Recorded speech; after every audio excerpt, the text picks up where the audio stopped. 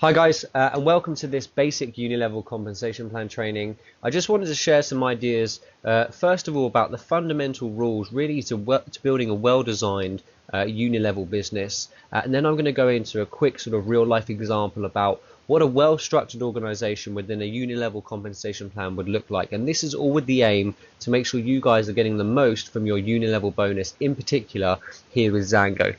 So let's jump straight into it. The 6 tips to building a well-structured uni-level business are: number 1 is a general rule of thumb you want to always abide by, is you want to keep your volume high and tight. What this means is keeping your personal volume, so that can come from distributors that you've personally enrolled and of course customers. And you want to keep these people as near to you as possible within your organization to benefit the most from the volume that they're creating within your group. Okay. Tip number two is try to avoid personally enrolling distributors beyond level 3. So I guess the tip here really is try to make sure that when you personally enroll distributors, you're enrolling them in levels 1, 2, and potentially level 3. Try to avoid pushing them further down within your organization, because you're only going to be pushing the volume further away from you, which is something, like I say, according to tip number 1, you want to try to avoid. Tip number 3 is avoid creating what are called power legs. Power legs are basically single lines of enrollments where you're working from top to bottom, where you'd have people enrolling people constantly underneath them, always forming new levels. You want to try to avoid that, because again, that's pushing volume away from you and not really abiding to the high and tight rule that I mentioned as tip 1. Tip number 4 is what you want to do is definitely create what's called a customer center account. And I'm going to show you exactly what one looks like, how to create one, how to use it, and why it's important on the next slide. But it is really fundamental, because this is a great place for you to keep all of your customer volume near to you, but also sort of in an organized place within your organization. Tip number 5 is focus on building 2 main distributor legs to around 5,000 in volume before you decide to open up that 3rd distributor leg. I'm going to explain a little bit more about why that is in a second, but this really is a great tip because it allows you to start to cultivate leadership by building teams rather than trying to open loads of legs and launch loads of different businesses with not many people working together. And tip number 6 is work with an experienced upline when building out your team. Really, if you're ever in doubt about anything when it comes to structuring your organization, I guarantee there's someone within the team, either here in the UK or somewhere in our upline, that can definitely lend some advice and help you out. So don't feel scared to reach out. Make sure you reach out, because everyone in your upline is there to help you succeed as much as possible, and they want you to get the most from this compensation plan as possible as well. Okay, so they're my sort of 6 tips to building a well-structured uni-level business. Now let's look at a real-life example. Okay, so let's say hypothetically you get started as a distributor. You can see to a key to the top right hand side, anyone that comes into this image with a D is a personally enrolled distributor of yours. Anyone with a single C is a customer, and a double C refers to that customer center I talked about. So let's start to build out your organization. Let's see it goes like this. It could go in different orders, so you could maybe get some customers first and then distributors, but really the principles are still the same. So you would first go out and you share the plan and you enroll your first distributor. Okay, and they now become position on your first level within your first leg. You've opened up your first leg and they are the first distributor on your level 1. You share the plan some more and you find a second distributor who wants to team up with you and build the business, but they don't know distributor 1 too well. So what you're going to do is actually you're going to open up a second leg. And you can see they're still on your level 1, but they've opened up your second leg. And then now let's talk about creating this customer center account that I mentioned. Okay, so when you get started in this business, it can be one of the first things you do is you want to create an account. Through your account, you're not actually required to order any product. You can actually create this as a free account.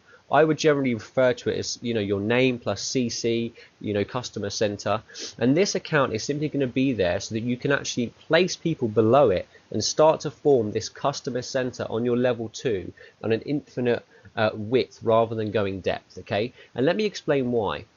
Because if you have a customer center, what you avoid happening is that whenever you personally enroll a customer yourself, that would automatically, with this compensation plan, open a new leg.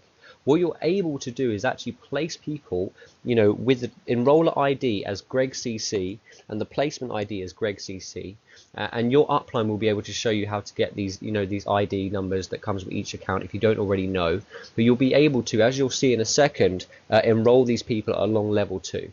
So you've created your customer account, you've got a couple of legs open with distributors, and then you go out and share the plan, and you find another distributor, and this could be distributor 3, and distributor 3 and distributor 1, they know each other and they're going to work really well together.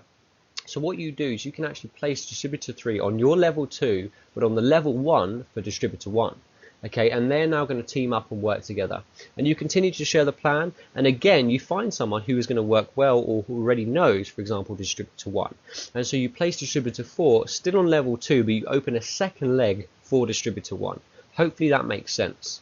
You continue to share the plan, and you're going to do a very similar thing here with distributors 5 and 6. They're both going to work very well with distributor 2, but by putting them both on level 2, you're of course opening up new legs for distributor 2, but it also means that you're keeping, like I said before, your volume high and tight rather than enrolling in a single long line. Okay, so let's look at what happens next. Okay, so now you've got your customer center, you're sharing the products, and you now find a customer. Okay, what you want to do is when you enroll that customer, of course you're going to tick preferred customer, but what you're actually going to do is put the enroller ID as the Greg CC Zango ID. So each account here, whether it's distributor or customer, has what's called a Zango ID. So when you're enrolling customer 1, you have the option to edit the enroller ID and the placement ID, both of which you want to make sure are the Zango ID of Greg CC. Okay, and if you don't understand that, definitely reach out to an upline and hopefully it'll make sense. But if you do that, if you put the placement ID and the enroller ID as the account Zango ID for Greg CC, what it will mean is customer 1 will automatically drop to your level 2, okay, and then from there on, customer 2 and 3, etc, etc, etc, hopefully a long line of customers you'll be forming, and you'll be able to keep all of that customer volume without opening up loads of different legs, but all was on level 2. And the cool thing here is that because Greg CC is an account that is not active, because you don't require yourself to order product through the Greg CC account, okay, what you're able to do is all of that volume and all of these enrolled people, even though they enrolled and their enroller ID shows Greg CC, because the Greg CC account is technically inactive because it's not ordering product on a monthly basis, because of something called dynamic compression, which is something definitely to learn a little bit about as you start to build out a uni-level compensation plan. Because of something called dynamic compression, all of your customers on level 2 are actually going to go up, and they're now going to be personally enrolled customers of you. They're not physically going to change spots, so they're going to stay on your level 2, but in the system they're going to show up as your customers anyway, so you're not missing out. If anything, you're actually going to be better off because, like I say, you're able to keep all of that customer volume in one confined place without having to open loads of different legs. Hopefully that makes sense, and hopefully that's very clear. If you don't, again, if you have any questions, then definitely reach out to an upline. So let's look at what's going to happen next. So for example, you're working with distributor 3, you help them share the plan, then distributor 3 actually goes out and finds a distributor. So what happens now? Where do you place someone if you now find an additional person? And so say, for example, in this scenario, distributor 3, they've opened their first leg, you then go out and find a new distributor who is going to work extremely well with distributor 3. You would do the same thing as you did with distributor 4, as you can see directly above. But in this scenario, like I say, you want to try and avoid going any lower than sort of level 3 within your organization.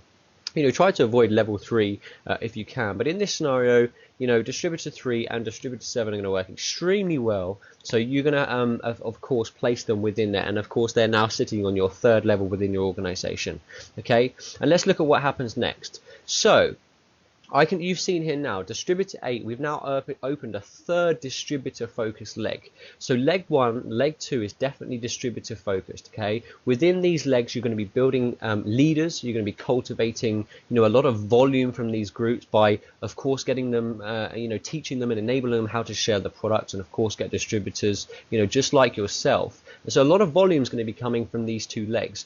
Your goal really is to make sure that leg 1 and leg 2 is producing around 5,000 in volume before you decide to open up a real sort of 3rd distributor leg. So leg 1 is distributor focused, leg 2 is distributor focused as well, leg 3 is, as you can see here, visually is your customer center, but you want to avoid opening that 3rd leg right out the gate. Try and keep people together. If you're bringing in great distributors in the business, don't split them all up. Maybe try and put them together, get them to work together, cultivate some team environment, cultivate some leadership, and it's going to allow you and them to win much more easily, because this business is done so much more effectively when people work as a team.